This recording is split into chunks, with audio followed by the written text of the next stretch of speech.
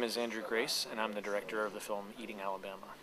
And now, Eating Alabama, that's your 1-year decision to try to just eat stuff that actually was grown within the state boundaries. Yeah, right.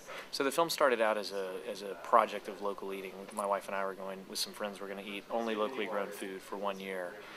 But in the process of doing that, we realized that we were sort of making an unsustainable argument for sustainability, and that to eat that way was a little silly. It didn't, the resources and the infrastructure isn't there anymore. So I became more interested in how we have so drastically changed our food system, and what happened to all those farmers that used to populate the state of Alabama. So it becomes a kind of exploration of the current state of farming and food in Alabama, along with a meditation about my own family's past. Now, did you think that there was so little farmer produce offered in Alabama when you started this whole idea? No, I mean, I really should have known. I should have known that there weren't. I knew that there were statistics like something like 1%, less than 1% of Americans actually live and work on farms. I knew that to be true, but driving around the rural part of Alabama, you see farm and farmland everywhere. So I just had a kind of, a mental disconnect between the reality of those statistics and the visuals that I see in kind of pastoral, agrarian, rural Alabama. So I thought I would be able to find farmers who were maybe struggling, maybe working hard, but mostly making a living. And I was really surprised to discover the only farmers who are making a living are farming thousands of acres, just one or two people by themselves. And the mechanization and corporatization of the food system has really completely changed the dynamics for farmers in rural Alabama. We kind of weirded out seeing how those chickens didn't need too much human contact anymore. Well, it is, it's strange to think that to raise a chicken you have to have electricity 24 hours a day. That is an input that's kind of hidden from the way we think about the cheapness of our food. So it's funny to think that the way that chickens are raised has an influence on mountaintop removal. I mean, you would think that raising a chicken would be a kind of natural process, but when you realize how mechanized the economies of scale that exist in the poultry business, if you don't have power going to those houses 24 hours a day to operate the fans and provide ventilation, if you have a power outage like a farmer that I didn't include in the film but I met in the process of making the film, in 30 minutes every single chicken in his house was dead. So you're talking about nearly 50,000 chickens just dead because there's no ventilation and they just smothered to death. And so that requires you to have a system that's completely mechanized, completely electrified, and really devoid of human interaction, human contact. Did you look into getting clips from Farm of Tomorrow, the old Looney Tunes short? No. Yeah, I mean, it's funny, I'm aware of it. What's really interesting, I think, about this whole conversation is that for the last 60 or 70 years, as our food system has been changing so drastically, at the beginning of that, there was a real pride in these developments and a real sense of superiority about American agriculture. And it was really remarkable what we did. We eliminated famine, we grew food on such a large scale so quickly, but there was not a lot of projection onto what that would actually mean for the economy, what it would mean for the lives of people who live in farm states, and how it would impact our culture too.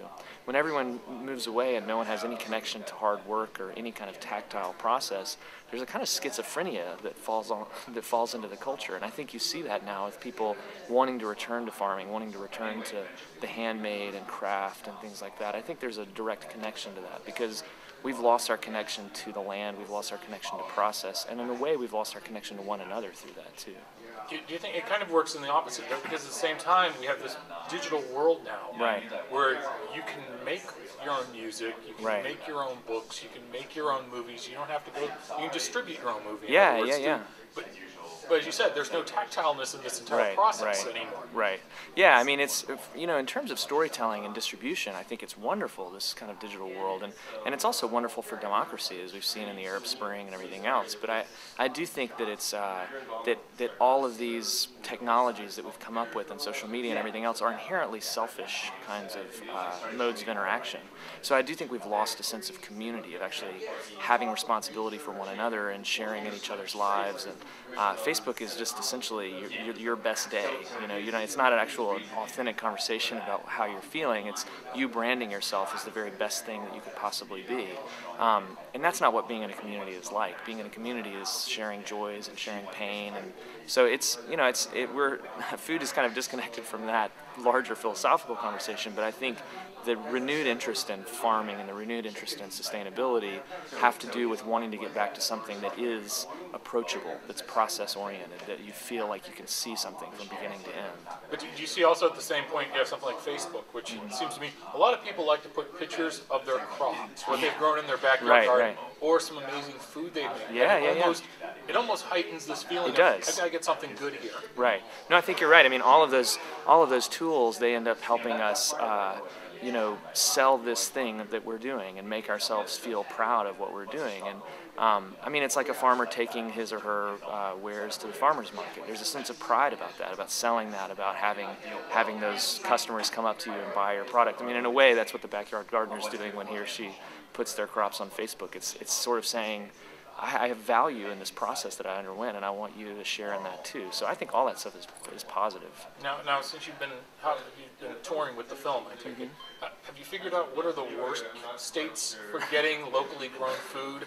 Yeah, I mean, you know, it's funny because there are places, unlike Alabama, that have a kind of developed local food infrastructure, like where we are right now in Chapel Hill, North Carolina, and Carrboro and Durham. These cities, they have tons of farms around and local food restaurants and a lot of farmers markets. But because that system exists, doesn't mean that everybody in Chapel Hill and Carrboro and Durham eat that way. It's still sort of reserved for people that have ways and means and money. And I think that's going to be the biggest stumbling block for us moving forward, is that to raise food in a way that's ethical and to raise food in a way that's sustainable financially for the farmer requires us to pay vastly more for food than we're accustomed to paying. And so many people in this country are economically devastated right now. So the idea of, you know, spending what it would cost to buy an heirloom tomato that would actually give a livable wage to the farmer is just outside their budget. So, you know, I'm aware of that contradiction in the film and a contradiction in the way that we are living our lives, but I also think that it's important that those of us who can afford to spend this kind of money on food make very conscious decisions to support local food economies, because that's the only way it's going to grow and allow more people to participate in this.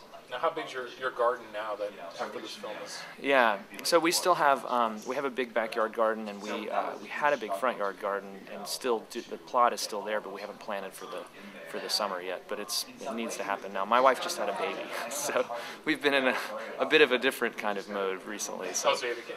Yeah, we just had a child. Yeah. So. Yeah, having just had a kid too, I can assure you. Spending time with the crops at this moment, not a good thing. Right. But my wife does run, part of the reason why our front yard garden isn't as big as it was during the film is, as a result of the film, my wife and I started an organization in Tuscaloosa where we live called the Druid City Garden Project, which is an urban farming project that does outreach with local elementary schools. So we have like a 2,500 square foot garden at an elementary school down the street from our house, a big organic garden that the school uses, and so that we get out of that garden a lot, and we sell at the farmers market with that. So we're kind of farming in a kind of urban small scale, really. It's you know, that's which is fun. I mean, especially if you've got, as you said, enough people that want to make sure that this thing really works, because that's the deal with farming. You just can't forget it and walk away and then come back and, ooh, tomatoes. Right. And, you know, but I think, you know, in terms of the experience of teaching young people about food and farming, it's amazing to see first how little they know about how things grow. It's just so out of our perspectives now, growing up in this country. Unless you grow up on a farm, you don't have any idea where food comes from. You don't know how it's grown. And to watch them at the beginning of the season plant a seed and start to understand how a seed works and watch that plant develop, I mean, the excitement that they have when they see that radish come in or that strawberry come in or whatever, it's really a beautiful thing. And to see them connect to that process, you know, the same thing that I think an older generation is trying to do too, and to feel like a real value in that work that they did. I mean, well, when you have kids, we're growing tomatoes, and the kid loves to go over and just stare and see how much bigger the little tomatoes are now. Right. And it helps, and plus they seem to get eager to water things. So, right. Yeah, so you know. Train them well. Right. I mean, one of the characters in my film, Nathan Thompson, the big poultry grower, he talked about how much our society and our culture is missing by leaving the farm, by not having a direct connection to these processes, and also a direct connection to life and death. I mean, life on a farm is observing farm animals, have wonderful lives and get sick and die, or the process of culling animals, or what. And that, we're so protected in the modern world from those actual real human experiences, the kinds of things, birth and death, that have informed culture for millennia, So it is, the more modern we get, the further away we get from process, the further away we get from a rural kind of agrarian life. I think the further we get away from who we are, too.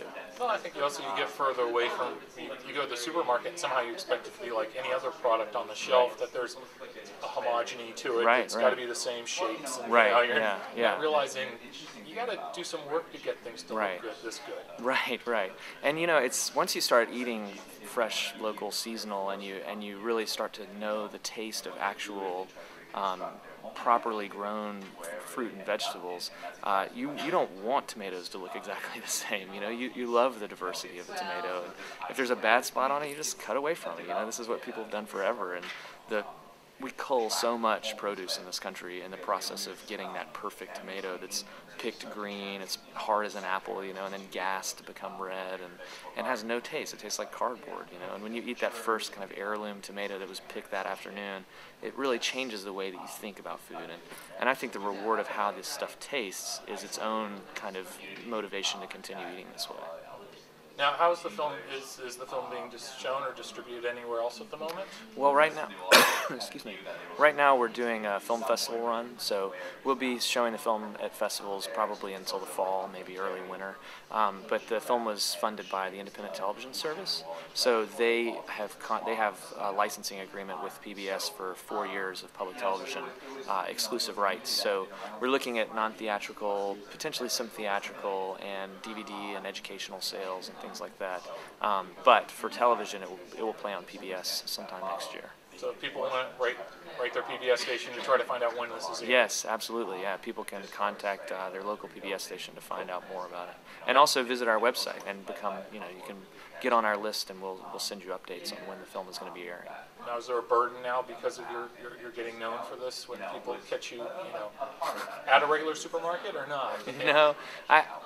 It's been funny because I'm kind of worried about that, but I think the film leaves enough room to say, it's not about the absurdity of the experiment that was important to me. It was about a kind of larger change in our lives that I think the film chronicles. So I'm not trying to be hardcore about it, but at the same time, if you see me at a supermarket buying tomatoes in November, please say something to me, because I'm obviously not doing something right,